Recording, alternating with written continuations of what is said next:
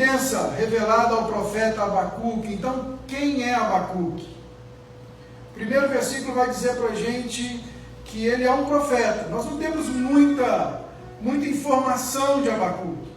Abacuque faz parte dos 12 profetas menores. Ele é o 8º na lista dos profetas menores. Se ele for na Bíblia, você vai ver, os profetas menores são então quem? Isaías, Jeremias, Lamentações, Daniel e Ezequiel. Não, Lamentações não é um profeta, é um livro de Jeremias. O nome dessa série é uma série que eu quero abordar durante o ano, e a gente não vai conseguir esgotar todos eles, mas eu quero passar por todos eles, porque são profetas menores com grandes mensagens. O nome da série é essa, Pequenos Profetas, Grandes Mensagens. Você vai ver que elas são muito atuais. Cada um desses livros tem algo muito profundo para nos ensinar e para nos desafiar. Então Abacuque é parte desses profetas ditos menores. A raiz do nome do Abacuque significa abraçar. Então no final do culto você vai dar um Abacuque no irmão que está do seu lado. Você vai dar um abraço em quem está do seu lado. Lutero diz o seguinte: Abacuque significa abraçador, aquele que toma o outro em seus braços. Ele abraça o seu povo, toma em seus braços, isto é, ele conforta e levanta o seu povo. Poucas coisas a gente vai saber sobre Abacuque, entre elas algumas coisas que nós encontramos no próprio livro. No versículo 19, a parte B do versículo 19, dá para a gente uma pista, que Abacuque, não é 19 não é 1,19 não, 3,19, que Abacuque, ele diz, ao mestre de canto para instrumentos de cordas. Então provavelmente Abacuque era um levita. Quem sabe a gente pode especular que Abacuque, ele era um profeta do templo e também um levita, porque a gente vê que o livro ele é dividido em duas seções muito bem definidas. Os 2 primeiros capítulos, Abacuque está inquirindo perguntas e respostas com Deus. Ele está rasgando o coração dele diante de Deus. E no 3º capítulo, Abacuque está escrevendo um salmo. O 3º capítulo é uma canção. O 3º capítulo ele escreve com a propriedade de um músico. Então provavelmente Abacuque era um levita. Esse era o homem. Esse era o nosso profeta, o abraçador. Aquele que olha a miséria do seu povo, olha para o seu povo e aí vai inquirir a Deus. Essa primeira palavra que a gente vê aqui vai dizer assim, sentença revelada, quer dizer que há um peso. Essa palavra sentença no original diz que há um peso, é uma palavra forte, não é uma palavra de consolo, não é uma palavra de prosperidade, mas a mensagem que viria por intermédio de Abacuque era uma mensagem difícil de ser digerida.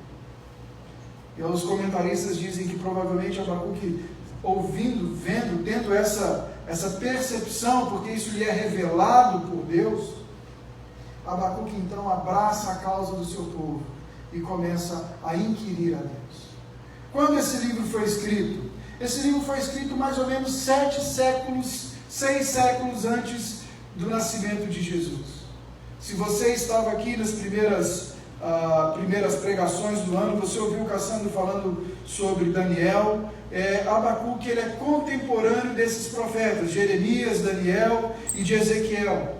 Então Abacuque foi escrito na época da primeira queda do reino, na época onde o reino do norte já tinha sido exposto ao cativeiro ou aos babilônios, talvez a primeira leva ali onde Daniel foi levado para a Babilônia. Então por ali, foi nessa época que foi escrito. Você vai lembrar também que havia sido dividido o reino do norte e o reino do sul, que era Judá. E Abacuque faz parte de Judá. Abacuque profetiza de Judá para Judá.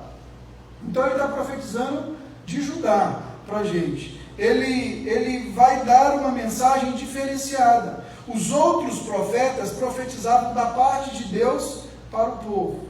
Se você voltar um pouquinho na sua Bíblia, o primeiro versículo de Naum, 2 páginas, você vai ver assim, diz assim, ó, sentença contra Nínive, livro da visão de Naum, o Elcocita, o Senhor é Deus zeloso e vingador, o Senhor é vingador. Então ele começa a dar uma mensagem de Deus para o povo.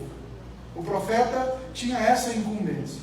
Só que em Abacuque você vai perceber que é o contrário. Abacuque profetiza do povo para Deus. Abacuque ele não vai trazer uma sentença direta, ele vai fazer questionamentos para Deus. Ele vai fazer o caminho inverso dos outros profetas. É tão interessante que nos 2 primeiros capítulos, eu já te falei que são interrogações, mas são 56 sentenças em Abacuque. 56 versículos. Dos 56 versículos, 17 são perguntas. 17 são questionamentos. Nós vamos ver no próximo domingo um pouquinho mais sobre a ideia da teodiceia, a ideia do problema do mal, os questionamentos existenciais que existem aqui em Abacuque. Por que o justo sofre? Por que as coisas são como elas são? Nós vamos ver um pouquinho mais sobre isso no próximo domingo. Mas hoje eu quero só te dar um pequeno panorama de Abacuque aqui.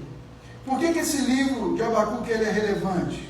O que ele vai acrescentar na sua vida no século 21, 2.600 anos depois que ele foi escrito? Quando a gente olha na palavra, a gente vai ver que Deus instituiu uma certa forma das coisas acontecerem. Você vê que ele tira o povo, ele levanta Abraão, um homem, um líder. Abraão, ele sai da terra dele, ele começa a peregrinação, ele tem os filhos vão para o Egito, né? E Jacó se torna Israel, o Egito os acolhe, o Egito é o melhor lugar para eles por um tempo, depois o Egito já fica ruim, Deus resolve tirá-los do Egito, levanta um líder, Moisés. Moisés era um líder que ouvia de Deus, transmitia para o povo. A gente vê isso sendo repetido na figura dos juízes. Depois o povo pede um rei. Então havia uma cadeia de comando. O rei representava a voz de Deus para o povo. Só que quando a gente vai estudar, a gente vai ver que os reis se corromperam. Os reis, 85% dos reis de Israel terminaram mal. Quando eu digo mal, é mal mesmo. Vários você vai dizer assim, e fez o que era mal diante do Senhor. Esses 3 reis que conviveram na época de Abacuque, você vai ver isso sobre eles. Fizeram o que era mal. A maldade, a impunidade, a iniquidade se multiplicou no dia desses reis. Quando o rei falhava, Deus esperava que o sacerdote se levantasse. Só que o problema é que o sacerdote também estava corrompido na época de Abacuque. E aí então o que Deus fazia? Deus levantava os profetas, contra gosto deles mesmos. Se você for ler a história dos profetas, você vai ver que Jeremias fala, eu não passo, ele tenta dar todas as desculpas, eu não passo de uma criança. Amós diz, eu sou boiadeiro, deixa eu continuar boiando aqui, deixa eu continuar cuidando, vaquejando aqui, né? Você vai ver que eles são incumbidos de uma tarefa difícil. Eles são incumbidos então de profetizar e de trazer a sentença de Deus sobre o povo. Para você ter ideia do que é isso, se você voltar a sua Bíblia lá em casa e ler Jeremias 29, você vai ver que Jeremias escreve para o povo para ir contra uma sentença que os falsos profetas estavam dando. Havia muito disso, profetas que falavam o que o povo queria ouvir, com medo, com o risco da própria vida. E os profetas em Jeremias 29 estavam dizendo, tranquilo, daqui a pouco nós estamos voltando para a nossa terra. O cativeiro não vai demorar. E aí Jeremias escreve e diz assim, olha, acho melhor vocês orarem pela prosperidade do lugar que vocês estão, porque vai demorar. Façam casa, prosperem, orem pelo lugar, vai demorar. Profetas eram perseguidos por causa dessa mensagem. E Abacuque é esse homem. Ele é um homem que vem para levantar nesse momento para uma tarefa difícil de falar a Deus ou falar a Deus sobre o povo. Há uma indignação de Deus contra os falsos profetas. A gente vê isso em todas as Bíblias. E eu quero abrir os parênteses aqui e dizer: cuidado com quem põe a mão sobre as suas cabeças, ou sobre a sua cabeça, e fica te dando profecia por aí. Cuidado. Às vezes as coisas não vêm de Deus, não. Né? Às vezes Deus abomina o falso profeta. Às vezes não, Deus abomina o falso profeta. E a gente precisa ter muito cuidado sobre quem coloca a mão sobre as nossas vidas, quem dirige as nossas vidas.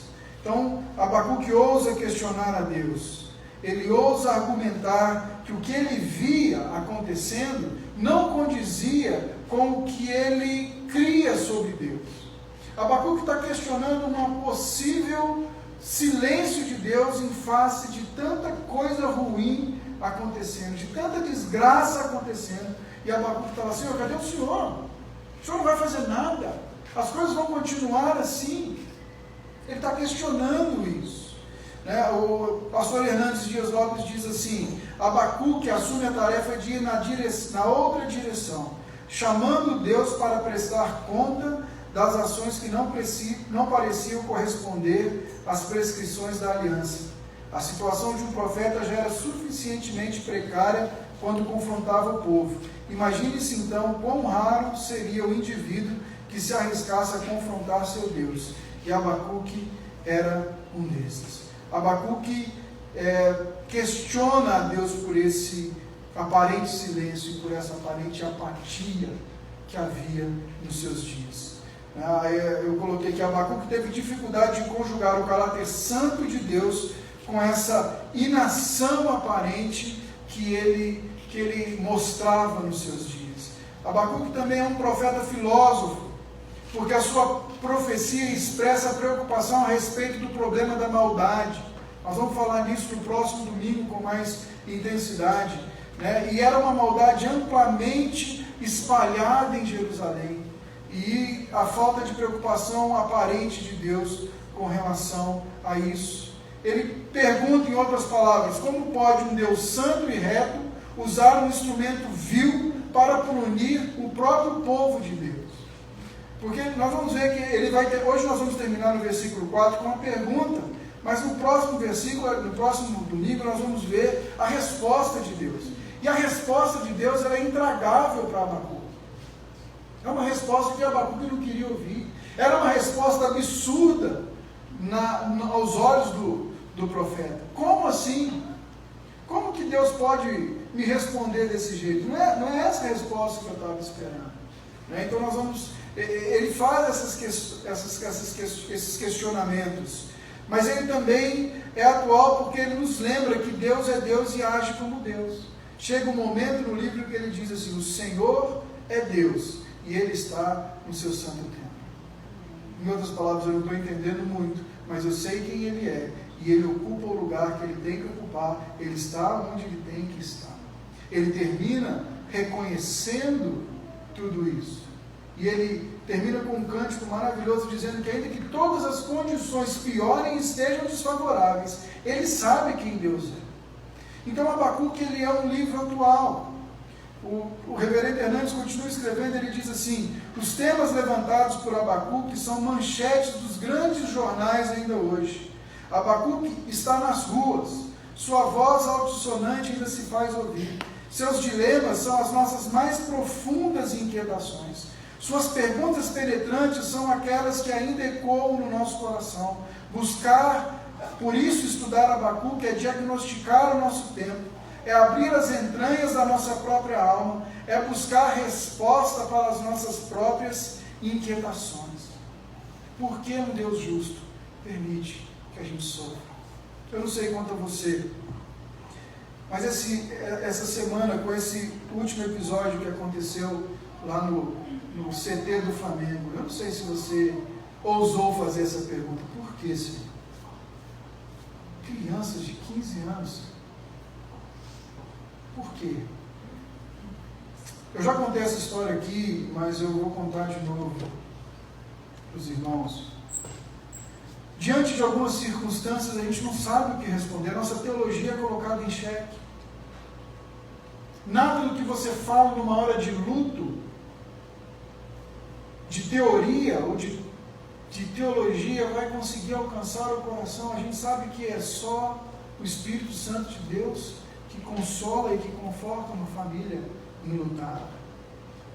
Um amigo, missionário, homem de Deus, mulher de Deus, esperando o seu filho, 3 dias antes do menino nascer, o menino morre na barriga da mãe.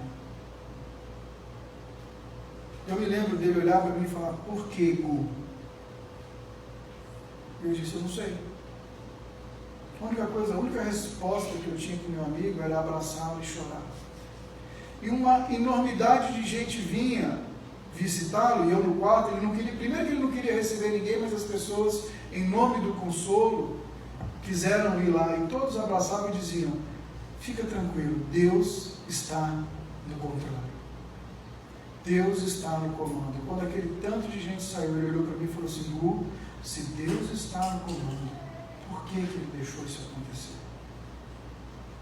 Essas são as questões que Abacuque vai trazer para a mesa. Abacuque ousa falar sobre isso. Abacuque ousa a perguntar, ousa abrir o seu coração nas dúvidas diante do Senhor, diante de todos esses problemas. Por que, Senhor? Por que uma mulher que tem tudo, que tem condições, que tem tudo que ela precisa, diante de um desespero temporário, resolve pular de um prédio? Por que, Senhor, alguém em sã consciência, diante da desgraça de um corpo estatelado no chão, tira uma selfie com o corpo e espalha? Por que, Senhor? O que está acontecendo? Essas são as questões. Essa é a mesma questão do tempo de Abacuque, é a questão que está acontecendo agora. Por que, Senhor, nós, igrejas, estamos em silêncio calado diante da calamidade que se instala a cada dia no mundo? Por que, Senhor? Essa é a jornada dos 2 primeiros capítulos de Abacuque. Por que, meu Deus? O que está acontecendo? Por isso que esse livro, ele é muito atual. Por isso que esse livro diz muito sobre o nosso coração. Sabe por quê? Diante das questões, nós temos algumas posições. A primeira delas é negar. Não, isso não está acontecendo. Não, Deus não ia fazer isso comigo. A segunda delas é nos revoltar. Quantas vezes você sentou com alguém, não sei se você já teve essa experiência, mas eu já tive essa experiência, e a primeira pergunta que me fazem é: eu não creio no seu Deus, porque como pode um Deus bom, que se diz bom como o seu, deixar crianças inocentes morrerem? Não sei se você já teve uma conversa com alguém que se professa ateu. Basicamente esse é o ponto de discussão que uma hora ou outra você vai tocar nas conversas. Por que então sofre? Por que o nosso conceito de bondade não inclui o sofrimento? Essas são as questões do Abacuque. E ele está vendo que o que vem pela frente, a sentença que Deus revela para ele é pesada. A sentença que Deus mostra para ele é dura. E aí no versículo 2 ele diz assim: até quando, Senhor, clamarei eu, e tu não me escutarás? É o tema da mensagem hoje, é até quando, Senhor? E ali está errado, viu, gente? Até o versículo 4, só não até o versículo 5. Até quando, Senhor? Abacuque clama do profundo do coração dele. Ele quer acordar a Deus. É como se Deus estivesse em silêncio. Deus não reage. Deus não mostra a que veio. A gente vê Jeremias fazendo a mesma coisa. Jeremias 12:1 vai dizer assim: justo és, ó Senhor, quando entro contigo num pleito. Contudo, falarei contigo dos teus juízos. Por que prospera o caminho dos perversos? Porque vivem em paz todos os que procedem perfidamente. Por que quem é mau tem prosperado? Por que isso tem acontecido? Se você ler o Salmo 73, os primeiros 11 capítulos, você vai ver esse mesmo, os 11 versículos, desculpa, você vai ver esse mesmo lamento. Senhor, eu estou fazendo tudo certinho, as coisas estão tudo certinho, mas parece que o meu pão sempre cai com a manteiga para baixo. O outro lá é esculhambado, e quando o pão dele cai, ele ganha um hambúrguer, porque o pão dele caiu. O meu pão cai com a manteiga para baixo, o pão dele cai, eles dão uma nova refeição para o sujeito. Vocês estão acompanhando? Esse é o clamor do coração do profeta. Até quando, Senhor? Até quando essa aparente impunidade vai ficar latente aos nossos olhos? Deus parece que ele está questionando a capacidade de Deus, a vontade de Deus intervir em salvá-los. Warren Wiersbe, escrevendo sobre esse versículo, ele diz aqui: Abacuque orou a Deus que tomasse uma providência quanto à violência, contendas, injustiça na terra, mas Deus pareceu não ouvir. No verso 2, o profeta começa usando o verbo clamar, que significa simplesmente pedir socorro. Até quando, Senhor, eu vou pedir socorro e o Senhor não vai me escutar? Mas em seguida ele diz: gritar-te-ei, que no original significa clamar com o coração perturbado. Ao orar sobre a perversidade de sua nação, Abacuque foi ficando cada vez mais aflito e se perguntou por que Deus parecia tão indiferente. Versículo 2 vai dizer isso para nós. Até quando, Senhor, eu vou clamar, eu vou gritar? Até quando eu vou levantar a voz enquanto eu orar e o Senhor não vai me escutar? Até quando eu vou ter que derramar o meu coração e eu vou gritar com o meu pulmão mais cheio possível e eu vou dizer violência, e você não vai me salvar? E aí Abacuque começa a fazer um quadro do que acontecia na época dele. Ele vai dizer assim para a gente: olha, por que me mostras a iniquidade e me fazes ver a opressão? Pois a destruição e a violência estão diante de mim. A contenda e o litígio se suscitam. Olha só o que ele está falando aqui. Ele está dizendo que a iniquidade, que o pecado, um dos comentaristas que eu vi diz que o pecado dessa época de Judá talvez se igualasse ao relato do livro de Gênesis antes do dilúvio. O pecado, a iniquidade havia tomado conta das estruturas das pessoas. Ele está dizendo iniquidade, ele está dizendo opressão, ele está dizendo violência, destruição, contenda, litígio. Não tinha talvez nenhuma camada da sociedade que não tivesse corrompida. Contenda e litígio, a gente está falando de relacionamentos. Ele está dizendo que o direito havia sido pervertido. O errado era o certo e o certo não tinha vez. Ele está ali clamando dessa associação, dessa situação caótica que havia em Judá. Judá estava longe da aliança com Deus. O mundo achava-se em confusão, a violência campeava e Deus não tomava providência alguma. Pior do que tudo, porém, era a sua própria terra. Judá sem lei e cheia de tirania. Os justos eram oprimidos. Versículo 4, depois a gente vai ver isso de novo no versículo 13. Tu és tão puro de olhos que não pode ver o mal e a opressão não podes contemplar. Por que, pois, tolera os que procedem perfidamente e te calas quando o perverso devora aquele que é mais justo do que ele? Então, havia tirania, havia opressão. O povo vivia em pecado aberto. Eles adoravam ídolos, havia então idolatria. Eles oprimiam os pobres. Abacuque sabia que o dia era tenebroso, sabia que esse pecado estava levando Jerusalém a sofrer, e a invasão viria, e o inimigo que viria era um inimigo forte.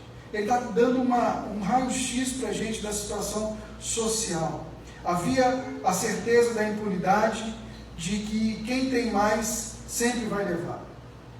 Havia a certeza da corrupção da justiça, e da corrupção dos sacerdotes. A impunidade era reinante em Judá. Parece com algum lugar que você conhece ou não? Parece uma realidade que você já viu nas páginas do jornal ou não? Será que não se parece com o que a gente vive nos dias de hoje? A confiança que nós temos hoje nas nossas autoridades, qual é? Tenta imaginar comigo isso. Nós temos um Congresso que teve uma eleição há poucos dias. 81 eleitores. Apareceram 82 votos. Está chamando a gente de quê, gente? Você para numa blitz, você vai para o cantinho do acerto. Há certeza da impunidade. Nós sabemos que não vai dar nada.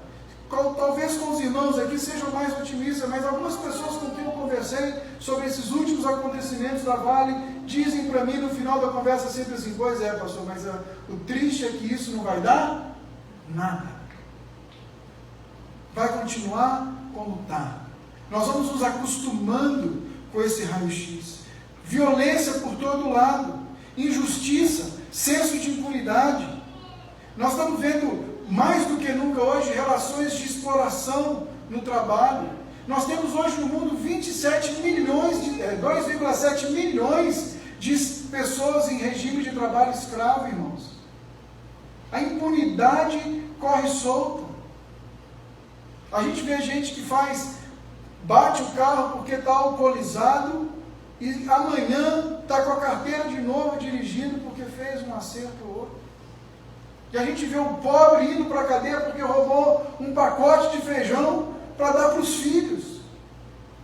Os dois estão errados, mas só um é punido. Não sei se vocês estão entendendo o que eu estou querendo dizer. O quadro social é o mesmo. Corrupção das instituições que deveriam nos proteger, elas se corromperam. A igreja se corrompeu. O sacerdócio de hoje em dia está corrompido. Por quê? Porque a gente está querendo profetizar o que o povo quer ouvir.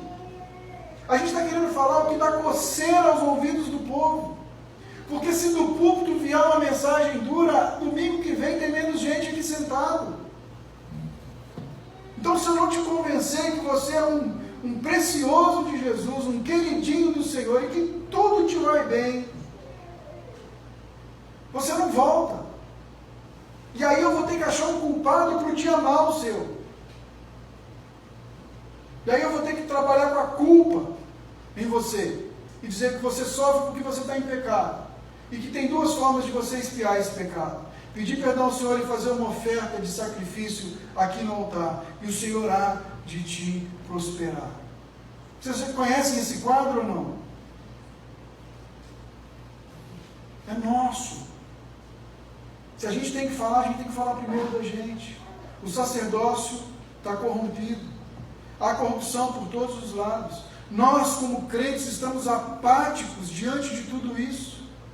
Nós estamos vendo as situações acontecer diante dos nossos olhos e nós estamos calmamente sentando todo dia diante da TV, no horário do nosso almoço, e nós ligamos naquele programa instrutivo chamado Balanço Geral e vamos ver quantas mortes aconteceram enquanto a gente pega mais uma asa do frango.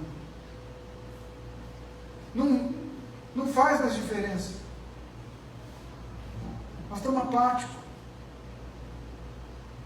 Eu falei para os irmãos que vieram na quarta-feira de alguém que colocou um post, um conhecido que colocou um post de muito mau gosto, por sinal, de um presídio embaixo de uma barragem da Vale do Rio Doce. Por quê? Porque a vida daqueles homens não tem valor. Crente, eu não estou falando de alguém que não é crente. E essa é a grande questão que nós vamos ver em Abacuque. Ele começa a ver que o grande problema normalmente vinha de fora para dentro. E agora ele está dizendo: Senhor, tem um problema de dentro para fora.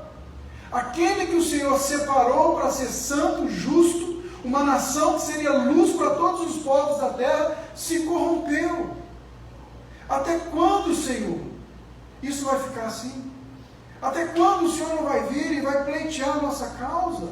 Vai pleitear o nosso pedido. Até quando, Senhor, isso vai continuar se repetindo?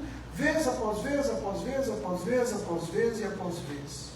E aí ele vai dizer que por causa de toda essa situação, ele vai dizer assim no versículo 4, por causa disso, ou por esta causa, a lei se afrouxa e a justiça não se manifesta.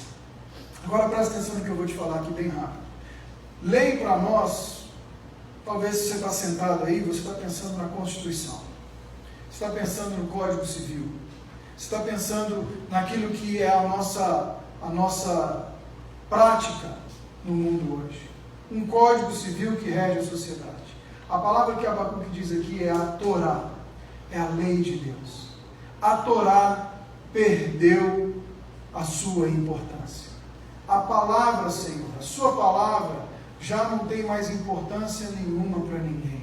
Ninguém mais segue, ninguém mais olha por ela, ninguém mais vive a vida baseada nela. Os sacerdotes, inclusive, estão criando tradições para burlá-la da melhor maneira possível, para torcê-la a seu favor. Tanto que quando a gente viu no livro de Marcos, várias vezes quando Jesus está de frente ou junto com os sacerdotes ou com os mestres da lei, esse é um dos grandes questionamentos dele. Vocês torcem a lei para que ela seja agradável a vocês e oprimem o povo. Ele está dizendo, a Torá não tem mais peso no nosso tempo. A fonte do problema é interna, sim. A lei havia sido redescoberta por Josias, agora, pouco tempo depois, perdeu de novo o seu peso, perdeu de novo a sua profundidade, perdeu de novo a sua importância. A lei se afrouxa, a lei é paralisada, a iniquidade agora é a nova lei. Reverendo Hernandes ainda diz assim, a certeza da impunidade é um poderoso estímulo para o transgressor. Presta bem atenção nesse comentário dele aqui. A certeza da impunidade é um poderoso estímulo para o transgressor. É esta a razão moral pelo qual o crime deve ser punido.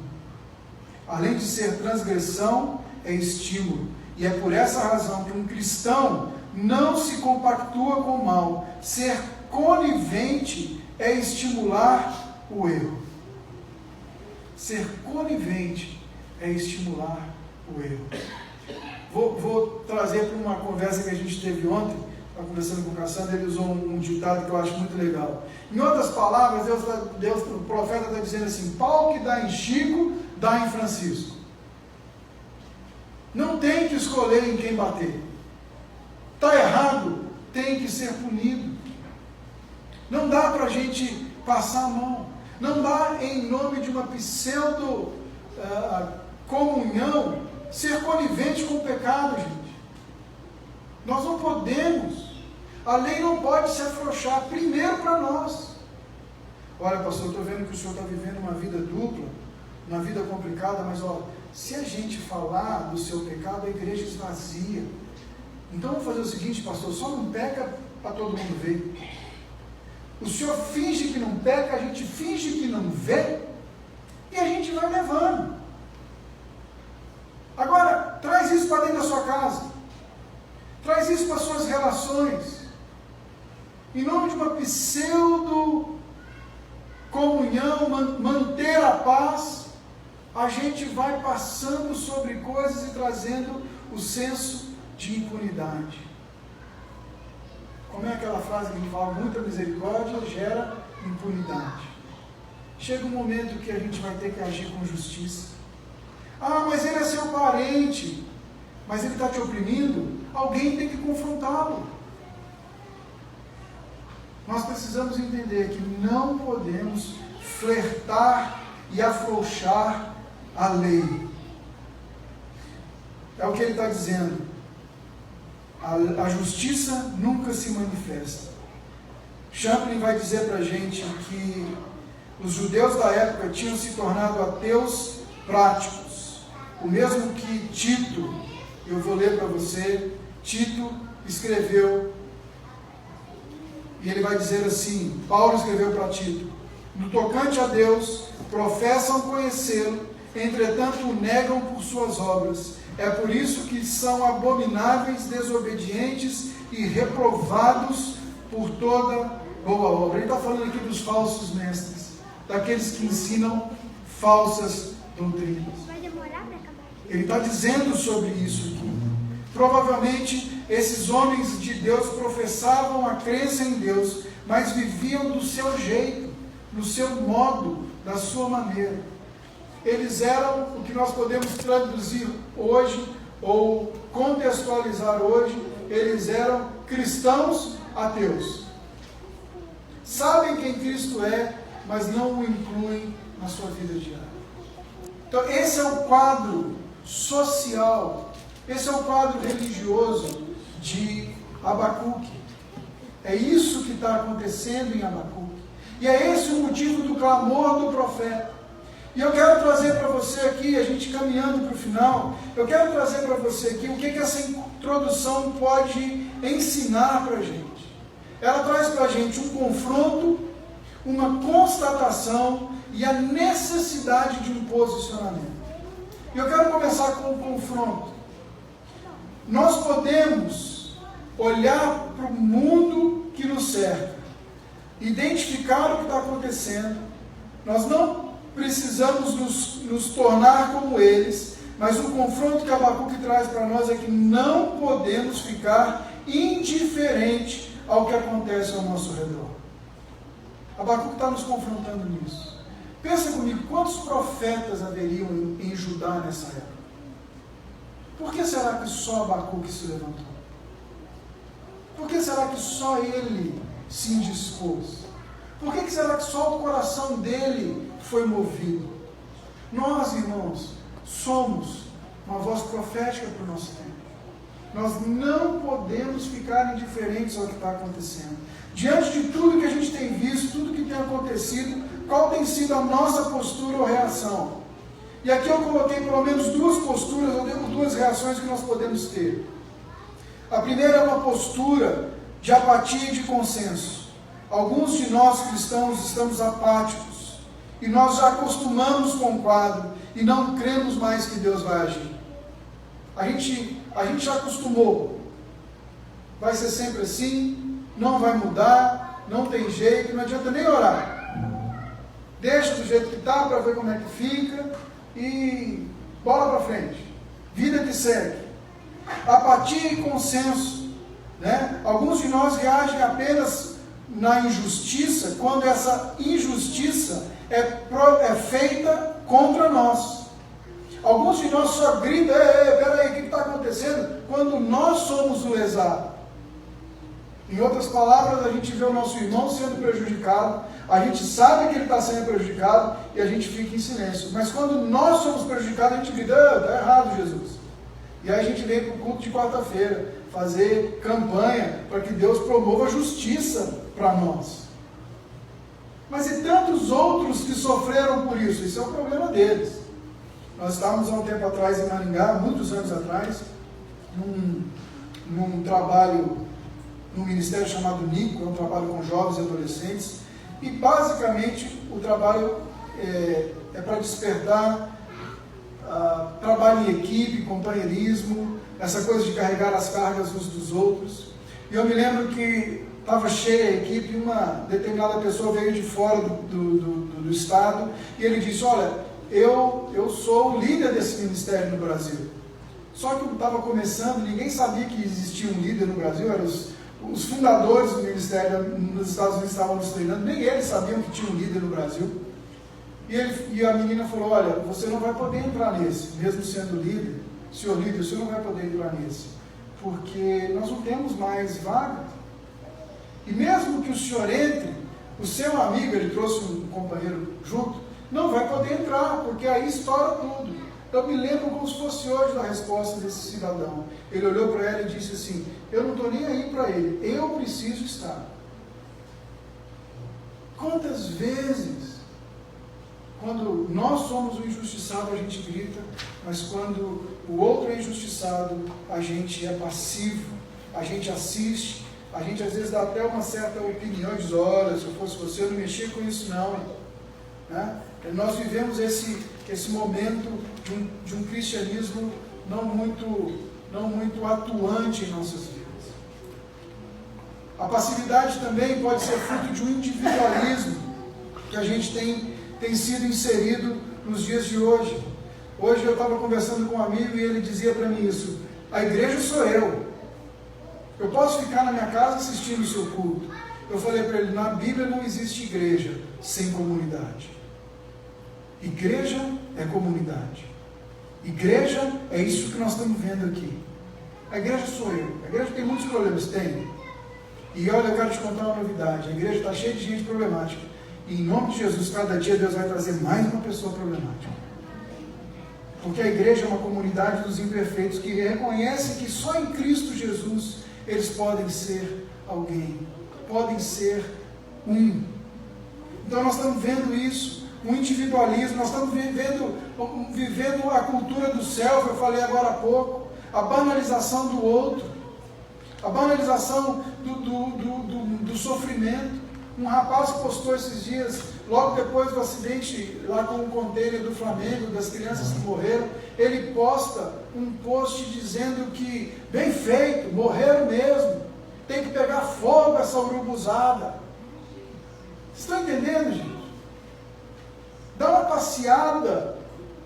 passeada nas redes sociais. A gente falando que tem que morrer, que tem que matar, não tem filtro nas redes sociais, parece. É coisas que ninguém falaria na frente um do outro, a gente fala ali. A gente está vivendo esse momento, o Cassandro falou aqui para você. Nós temos irmãos deixando a comunidade da fé porque visões políticas diferenciadas são colocadas e ele se sente ofendido e vai embora. Ou porque talvez alguns exerceram pressão demasiada, sei lá. Mas nós estamos vivendo um momento de individualismo. Não confrontamos mais a justiça. O senso de impunidade vive por aí, porque nós estamos apáticos. Esse é o primeiro confronto.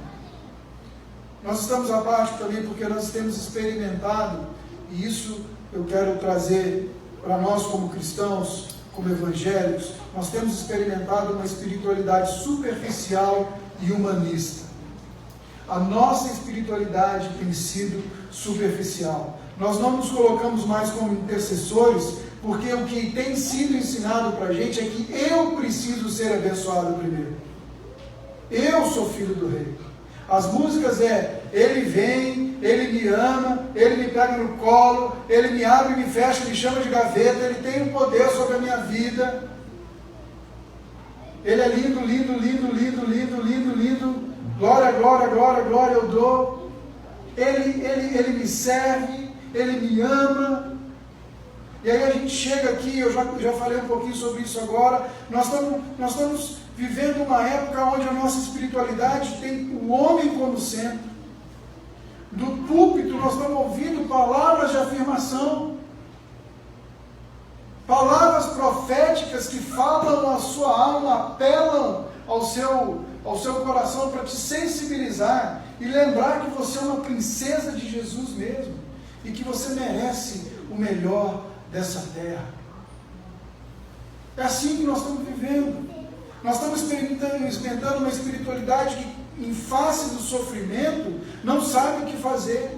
Em face da luta, se perde. Em face da dor, procura um paliativo.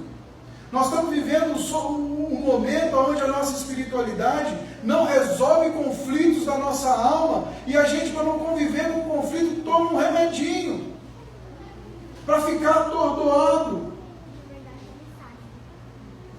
Nós precisamos entender que há um confronto nessas palavras de Abacuque. Ele nos confronta a acordar para o mundo externo. Ele nos confronta a olhar para fora de nós mesmos. Ele nos confronta a fazer como Jesus desafiou os seus discípulos. Ergam os seus olhos, tirem os olhos de vocês mesmos e comecem a ver o sofrimento do outro. Comecem a pleitear a causa do outro. Começa a não se conformar mais com tudo isso. Desliga a televisão ao meio-dia, começa a não assistir o balanço geral. Começa a não vendo esses desmandes, sei lá. Começa intercedendo, começa a pedir ao Senhor que te incomode, que essa violência não seja natural e não se torne natural para você. Que a injustiça não seja algo natural para você. Comece a confrontar, comece a pedir ao Senhor que abra os teus olhos para isso. É o que Abacuque está dizendo: até quando, Senhor? O Senhor vai me fazer ver essas coisas? Até quando eu vou enxergar tudo isso? Esse é o primeiro confronto que essa passagem nos traz. Depois essa passagem nos traz uma constatação, vinda junto com o confronto. Somos individualmente e coletivamente a voz profética do nosso tempo. Tudo que eu te falei aqui, eu tenho certeza que você percebeu que não mudou muito o quadro político, social e moral de Judá para os dias de hoje. E Deus sempre levantou pessoas que iriam ser aqueles que denunciariam o pecado e falariam em seu nome. Esse é o nosso papel como igreja do Senhor. Esse é o seu papel como um crente em Cristo Jesus. Denunciar o pecado. Profecia não é apenas prever o futuro, falar uma palavra legal, bonita, a palavra profética. Hoje Deus, essa semana, Deus vai te dar a maravilha de conhecer alguém que vai abrir portas para você. Palavra profética é denunciar o pecado, é denunciar a impunidade, é se colocar contra tudo isso, é se levantar e dizer: assim diz o Senhor, isso está errado, isso não vai continuar. É dizer: assim diz o Senhor, a partir de mim, essa impunidade não mais vai ser tolerada, ou vou deixar passar isso aí. Nós não podemos nos acomodar com o que tem acontecido. Nós temos que nos colocar num lugar de oração, de intercessão e de busca ao Senhor. É o que Abacuque fez. Ele se tornou um profeta intercessor. Ele intercedia pelo seu povo. Quando você vê a história de um outro líder, e eu não vou pedir para você abrir, mas em casa você vai ler a história de Neemias, no capítulo 1. Neemias ouve o estado de desolação que seu povo se encontrava. E qual a primeira coisa que Neemias faz? Ele chora, ele se compadece, e ele vai se colocar de joelho, ele confessa um pecado que não é dele, e ele diz: nós temos nos desviado dos seus preceitos, nós temos agido perfidamente, Senhor, nos perdoa, Senhor, compaixão. O Senhor tem nos chamado a nos compadecer. Essa é a constatação. Se você, irmãos, não fizer, quem vai fazer? Se a igreja não se levantar e não fizer, quem vai fazer? Me diz, quem vai fazer? Essa é a constatação. Nós somos a voz profética desse tempo. E por fim, há uma necessidade de posicionamento. Essa postura vai nos colocar em lugar de vulnerabilidade. Porque quando você se levantar, você vai estar num lugar de vulnerabilidade. Você vai correr riscos, assim como Abacuque correu. Mas há uma garantia que você vai ser bem-aventurado quando você se posicionar. Eu quero que você folheie a sua Bíblia para Mateus capítulo 5. E eu quero terminar com esse trecho do Sermão do Monte. Eu vou ler a partir do versículo 5 até o versículo 11. Bem-aventurados os mansos, porque herdarão a terra. Bem-aventurados que têm fome e sede de justiça, porque serão fartos. Bem-aventurados os misericordiosos, porque alcançarão misericórdia. Bem-aventurados os limpos de coração, porque verão a Deus. Bem-aventurados os pacificadores, porque serão chamados filhos de Deus. Bem-aventurados os perseguidos por causa da justiça, porque deles é o reino dos céus. Bem-aventurados sois, quando por minha causa vos injuriarem, vos perseguirem e mentindo disserem todo o mal contra vós. Regozijai-vos e exultai, porque é grande o vosso galardão nos céus, pois assim perseguiram aos profetas que vieram antes de vós. Jesus está dizendo para os seus discípulos que eles precisariam ter fome e sede de justiça. Eles precisariam estar continuamente desejando ver a justiça, ver a ação de Deus, ver a impunidade ser desmascarada, fome e sede de justiça. Ele está dizendo que aqueles que caminhariam com ele seriam pessoas misericordiosas, teriam compaixão, sentiriam a dor do outro. Ele está dizendo que nós seríamos limpos de coração, ou seja, nós não andaríamos na iniquidade. A iniquidade não se instalaria em nós. Nós não ficaríamos ok com esse quadro caótico. Isso nos incomodaria profundamente. Ele está dizendo que nós seríamos aqueles que procurariam o pacificar. E quem é pacificador sabe disso. Às vezes você entra em encrencas que não são suas. Às vezes você está entre situações que você pergunta: Jesus, o que eu estou fazendo aqui? E você tenta conciliar, você vai estar sempre tentando ver o melhor do outro, como que você pode conciliar com o melhor do outro, como que você pode trazer uma situação de perdão, de restauração, de acerto. Ele está dizendo sobre ser pacificador. E ele vai dizer que essas ações e posturas vão trazer perseguições. Por quê? Porque não é isso que as pessoas querem ouvir. Elas não querem que o seu pecado seja denunciado. Elas querem continuar impunes, fazendo o que vão fazendo. E aí traz perseguição. Mas Jesus está dizendo: bem-aventurados sois quando por minha causa forem perseguidos. Parece que perseguição é uma coisa que faz parte para todo aquele que se levanta e se coloca como boca do Senhor no tempo dele. A gente gosta de ser amado, mas esse talvez não seja um sinal de que a gente tem andado com o Senhor. Às vezes, desagradar algumas estruturas é o melhor sinal de que temos sido efetivos naquilo que Deus tem nos chamado para viver. O Senhor tem nos convidado a isso. Queridos, eu quero te concluir dizendo que esse é o nosso papel. Nós vivemos o mesmo dilema do Abacuque. O Senhor nos chama para o mesmo tempo. O Senhor nos chama para esse momento de nos colocarmos como intercessor, para esse momento de revermos a estrutura da nossa fé e o nosso cristianismo.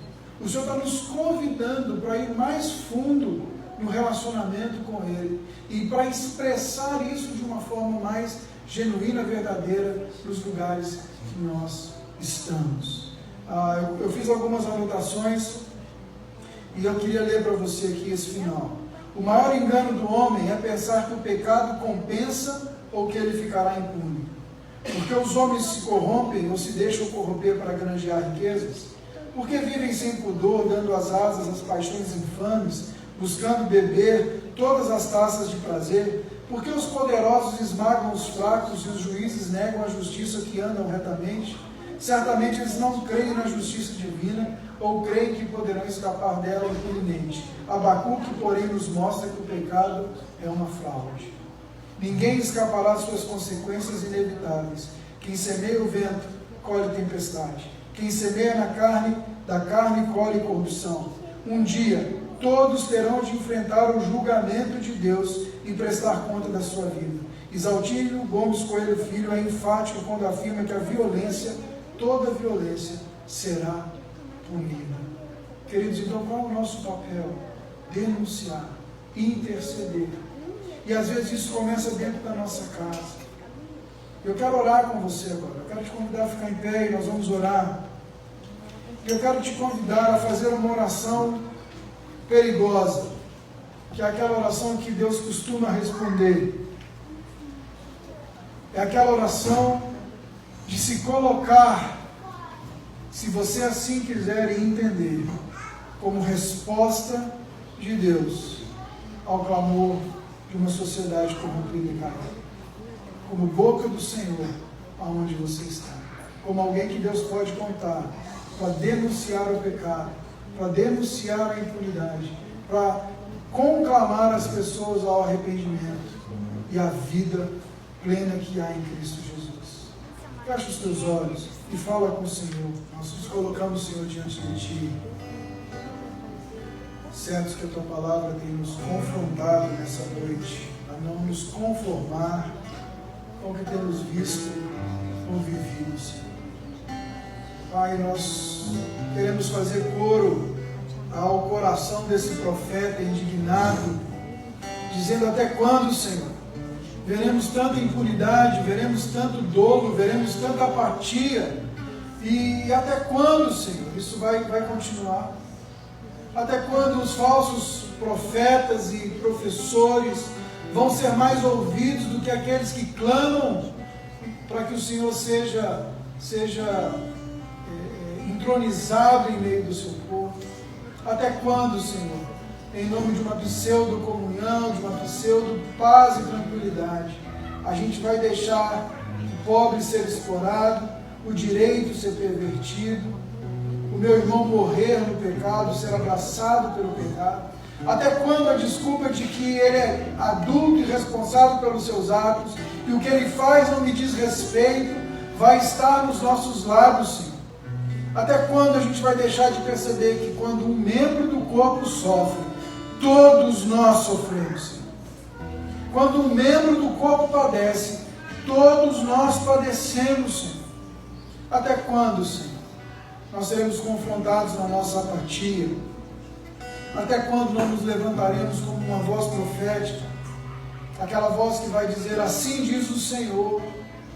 Aquela voz que vai dizer através das ações do dia a dia. Aquela voz que vai denunciar o pecado, Senhor. Quando chega e vão dizer: esse aí não quer acerto. Esse aí não dá para a gente incluir na maracutaia. Esse é diferente. Até quando, Senhor, nós vamos ser muito parecidos com o que está acontecendo por aí?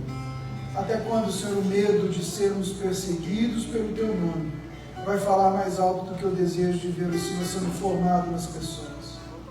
Tem misericórdia de nós, Cristo Jesus. Assim como o Senhor despertou o coração do profeta, desperta o nosso coração nessa noite, Senhor. Desperta o nosso coração, Senhor. Faz-nos ver se nós não temos visto mais. Faz-nos, Senhor, nos compadecer daqueles que choram, Senhor. Faz-nos, Senhor, nos compadecer daquela mãe que tem perdido os seus pela violência.